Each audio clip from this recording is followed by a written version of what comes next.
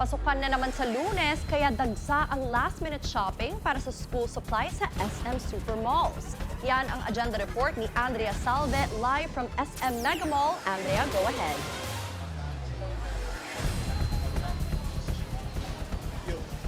Erica, tuloy-tuloy nga ang buhos ng mga mamimili rito sa SM Store Mega Mall Tatlong Tulog bago ang pasukan sa Lunes. Pami-pamilya ang mga narito, may mga nakita rin tayong magbabarkada na namimili na rin ng kanilang mga school supplies, bags, shoes at uniforms.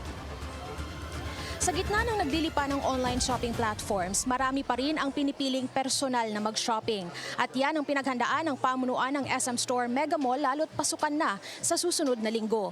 Ayon kay Yoyet San Juan, Assistant Vice President ng SM Store Mega Mall, ngayong gabi ay inaasahan na nilang dadagsa pa ang mga mamimili na dodoble pa hanggang linggo.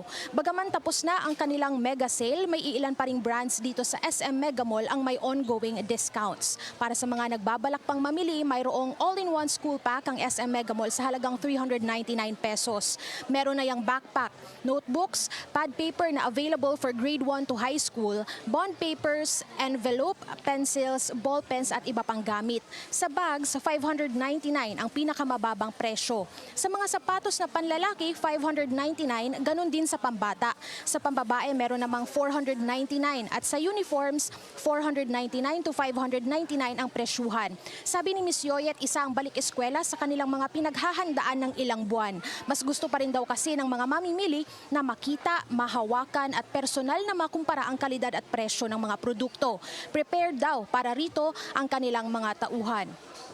Erica, dagdag pa ni Ms. Yoyet, mamayang alas 8, inaasahan pa nilang dodoble ang mga bilang ng mga namimili ngayon dito, lalo pat payday Friday din ngayon. Saktong-sakto talaga para sa balik eskwela. Erica?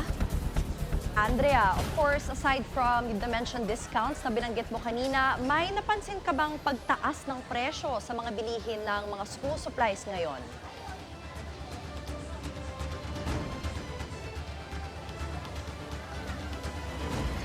Ayan, Erica, wala naman tayong napansin na nagtaas presyo. Mas mababa nga yung presyo, bentahan ngayon dito sa SM Mega Mall. Lalo nga marami nga yung discount at yung mga presyo ganun pa rin naman. Lalo't mataas yung demand ngayon sa school supplies. Erica. Okay, magandang balita yan. Maraming salamat, Andrea Salve, reporting live from SM Mega Mall.